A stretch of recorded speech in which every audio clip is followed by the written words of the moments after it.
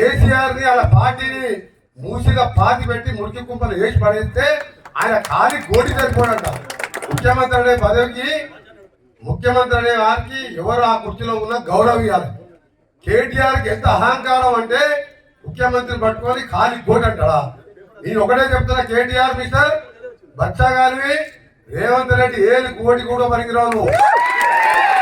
మీ అయ్యా ఎమ్మెల్యే అయితే ఆ పేరు పెట్టి అమెరికా నుంచి వచ్చి 80 ఓట్లతో ఎమ్మెల్యే గెలిచినాం.